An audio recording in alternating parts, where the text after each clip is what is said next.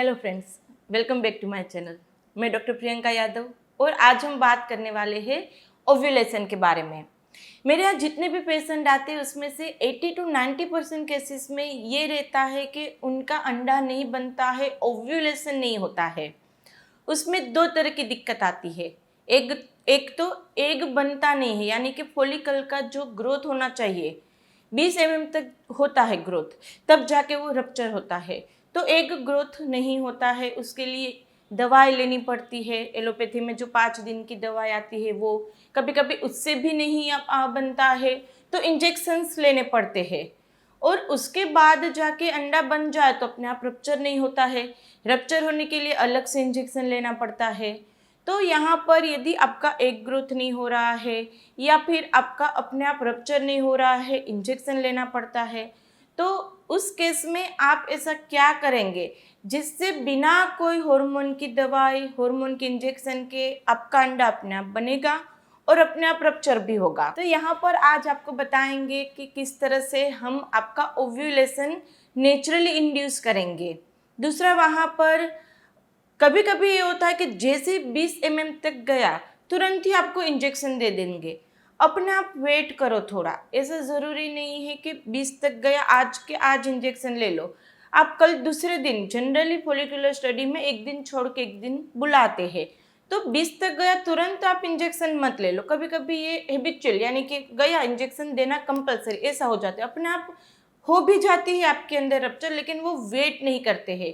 तो आप एक बार देखो, 20 तक जाता है, दूसरे दिन जाओ, रप्चर ना हो, 22 तक पहुंचे तब जाके आप इंजेक्शन लो। ऐसा नहीं है कि अभी तुरंत इंजेक्शन ले। बॉडी को अपने आप वहाँ पे रप्चर होने के लिए टाइम दो, 1-2 साइकिल आप ऐसे भी ट्राई करो। तो पहले तो जानते हैं कि अंडा बनता क्यों नहीं है या एनओव्यूलेटरी साइकिल क्यों रहती है। देखो, कभी कभी ऐसा होता है कि साल में एक बार ऐसे ही नॉर्मल हर किसी की साइकिल ऐसी होती है जिसमें अंडा नहीं बनता है, यानी कि साल में एक बार इनओव्यूलेटरी साइकिल हो गई तो बड़ी बात नहीं है। लेकिन जब हम प्लान करें, हर महीने ओव्यूलेशन नहीं हो रहा है, हर महीने ग्रोथ नहीं हो रहा है, हर महीने रप्चर के लिए इंजेक्शन लेना पड़ता है, ये गलत चीज़ है। तो उसका तो रीज़न पहले ढूंढिए, कौन कौन से रीज़न ऐसे होते हैं जिसमें एक ग्रोथ नहीं होता है। सबसे पहला रीज़न होता है पीसीओडी। यदि आपका एएमएच हाई है, पीसीओडी है, जहाँ पर इरेग्युलर साइकिल है आपकी, तो आपको ओव्यूलेशन में दिक्कत आएगी, एक ग्रोथ नहीं होगा। अब इरेग्युलर साइकिल दो तरह की होती है। एक तो आपकी साइकिल 20-21 दिन के अंदर आ जाती है, तो उसमें आपका ओव्यूलेशन अच्छा नहीं होगा। दूसरा, आपकी साइकिल 40 दिन के बाद आती है, यानी कि 50-60 दिन में आती है, तो ओव्यूलेशन में दिक्कत आएगी। यदि आपकी साइकिल 25 से 35 के बीच में है, नॉर्मल आ जाता है पीरियड अपने आप, तो वहाँ पे ओव्यूलेशन में कोई दिक्कत नहीं आनी चाहिए। अब साइकिल भी ठीक है, फिर भी ओव्यूलेशन में दिक्कत आ रही है, तो दूसरा क्या रीज़न हो सकता है, आपका एएमएच लो होता है। एएमएच लो होता है तो भी कभी आपका अंडे बनने में और रप्चर होने में दिक्कत आती है। एएमएच कम होगा तो लाइनिंग में भी दिक्कत आ सकती है। आपकी एंडोमेट्रियम लाइनिंग जो होती है वो भी थिन बनती है, कम बनती है। एएमएच कम का मतलब होता है मेनोपॉजल एज में जो हम सिम्टम दिखाई देते हैं वो आपके अंदर रहेंगे। जैसे आपको रिलेशन की इच्छा नहीं होना, रिलेशन के समय पे ड्राइनेस होना, आपको वहाँ पे पीरियड का फ्लो बहुत ही कम हो जाना, ऐसे कुछ सिम्टम दिखे और बार बार आपको ऐसे सिम्टम आते हैं कि प्रेगनेंसी है लेकिन वहाँ पे पीरियड आ जाते हैं। तो यदि ऐसे सिम्टम होते हो तो आप चेक कराएं, आपका एएमएच कम होगा। एएमएच कम होगा तो प्रेगनेंसी रुकने में दिक्कत आ सकती है। तो एक तो ये रीज़न होगा, एएमएच ज़्यादा या एएमएच कम होता है तो अंडे बनने में दिक्कत आती है। दूसरा हार्मोन रहता है प्रोलेक्टिन। प्रोलेक्टिन हार्मोन यदि बढ़ जाता है तो आपको वहाँ पे ओव्यूलेशन की प्रोसेस कम हो जाती है। प्रोलेक्टिन हार्मोन कब आपकी बॉडी में बढ़ेगा, वो फीडिंग का हार्मोन है, फीडिंग के टाइम पे वो बढ़ता है। इसीलिए ऐसा बोलते हैं कि जो हम ब्रेस्ट फीड करा रहते हैं वो कभी कभी नेचुरल कॉन्ट्रासेप्शन का काम कर देता है कि तब वहाँ पे प्रेगनेंसी नहीं रुक पाती। उसका एक रीज़न ये होता है। तो यदि आपके अंदर प्रोलेक्टिन हार्मोन बढ़ा है तो अंडे बनने में, रप्चर होने में दिक्कत आएगी। उसके कुछ सिम्टम ये है कि आपको ब्रेस्ट में भारीपन होना, ब्रेस्ट में से पानी या दूध निकलना। तीसरा मेन हार्मोन रहता है थायराइड। यदि आपका टीएसएच बहुत ही हाई है या लो है तो भी आपके अंदर अंडे बनने में, इम्प्लांटेशन में दिक्कत आएगी। कभी कभी प्रेगनेंसी रुकेगी तो बच्चे की धड़कन चली जाएगी। तो ये हार्मोन भी बहुत ज़्यादा इम्पोर्टेंट है। एक और है हीमोग्लोबिन। यदि हीमोग्लोबिन कम है तो जो आपके यूट्रस तक ब्लड फ्लो जाना चाहिए वो नहीं जाएगा, और उसके चलते आपकी जो लाइनिंग बननी चाहिए वो नहीं बनेगी, इम्प्लांटेशन में दिक्कत आ सकती है, एग ग्रोथ में दिक्कत आ सकती है। तो हीमोग्लोबिन भी चेक करना ज़रूरी होता है। दूसरा एक मेन रीज़न जो आप लोगों के केस में ज़्यादा होता है कि ओवर यूज़ ऑफ हार्मोन। यदि आपने बार बार हार्मोन की टेबलेट ली है, हर महीने आप हार्मोन की इंजेक्शन टेबलेट लेते हैं, IUI IVF कराते हैं, उसके बाद आपके अंडे बनना बंद हो जाता है, तो ओवर यूज़ करते हार्मोन के, उसके चलते बॉडी के खुद के हार्मोन जो काम करते हैं वो अच्छे से नहीं कर पाते हैं, जिसके चलते अंडे बनने में दिक्कत आती है। स्ट्रेस, कभी कभी ऐसा होता है कि स्ट्रेस इतना ज़्यादा हम ले लेते, पूरा महीने इसी के इस महीने क्या होगा, तो वो स्ट्रेस के चलते भी कभी कभी ऐसा होता है कि एक ग्रोथ नहीं होता, एक क्वालिटी मेंटेन नहीं होती है, और एंड में प्रेगनेंसी में दिक्कत आ जाती है।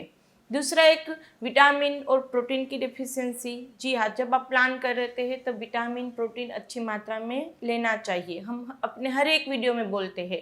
तो इसके लिए बैलेंस डाइट लेना ज़रूरी है।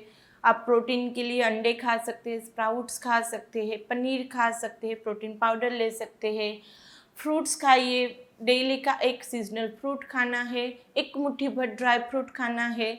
अच्छे इम्प्लांटेशन के लिए आप डेली के 2 खजूर खा सकते हैं। तो डाइट इम्प्रूव कीजिए। और एक मेन फैक्टर है एक्सरसाइज की कमी। एक्सरसाइज यदि बिल्कुल नहीं करते हैं, सेडेंट्री लाइफस्टाइल है, तो उसमें भी हार्मोनल इम्बैलेंस होता है, वेट गेन होता जाता है, जिसके चलते भी आपको वहाँ पे अंडे बनने में दिक्कत आ जाती है। दूसरा ओवर एक्सरसाइज, यानी कि आपको बोला जाता है एक्सरसाइज करो, 2-2 घंटे एक्सरसाइज करते, ऐसा भी नहीं करना है। दूसरा, आपने सडन वेट लॉस कर लिया या सडन वेट गेन कर लिया, आपको बोला गया वेट लॉस कीजिए जिसके चलते आपकी प्रेगनेंसी जल्दी रुकेगी, तो सडन वेट गेन या सडन वेट लॉस होगा, उसमें भी एग ग्रोथ में कुछ महीने के लिए दिक्कत आ सकती है। तो ये कुछ कॉमन रीज़न थे। अब मैंने जैसे बताया, आपके लिए एक उपाय ऐसा है जिससे आपके अंडे बनने के लिए ना आपको कोई हार्मोन लेना पड़ेगा, ना रप्चर के लिए इंजेक्शन। ये है होम्योपैथिक मेडिसिन। मेरे यहाँ डेली के मैंने बताया 80-90% केसेस में ऐसे होते जिसके अंडे नहीं बनते, रप्चर नहीं होते, पहले ही महीने उनके अंडे बनने भी लगते हैं, अपने आप रप्चर होता है।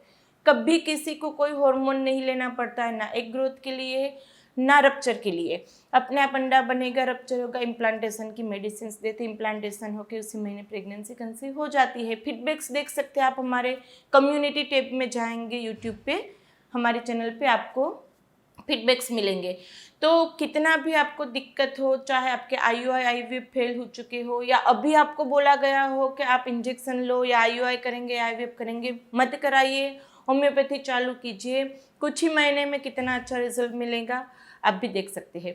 तो यदि आप हमारी अपॉइंटमेंट बुक करना चाहते हैं तो नीचे डिस्क्रिप्शन बॉक्स में टेलीफोनिक नंबर दिया गया है, वहाँ से आप अपॉइंटमेंट बुक करवा सकते हैं। हॉस्पिटल विजिट करना चाहते हैं तो हम आनंद में है, गुजरात में, आप हॉस्पिटल विजिट भी कर सकते हैं। और दूसरा, वीडियो अच्छा लगे तो इसको लाइक एंड शेयर कर दीजिएगा, क्योंकि दिक्कत बहुत ही ज़्यादा बढ़ रही है। ज़्यादा से ज़्यादा लोगों को पता होना चाहिए कि होम्योपैथिक मेडिसिन से नेचुरली हम बहुत ही इजीली कंसीव कर सकते हैं। तो ज़्यादा से ज़्यादा लोगों को शेयर कीजिए। वीडियो अच्छा लगे तो इसको लाइक भी कर दीजिएगा, और इस चैनल को सब्सक्राइब नहीं किया है तो अभी तक कर लीजिए, आपके लिए बिल्कुल ही फ्री है। तो मिलते हैं नए वीडियोज़ के साथ, तब तक के लिए stay healthy, stay happy, bye.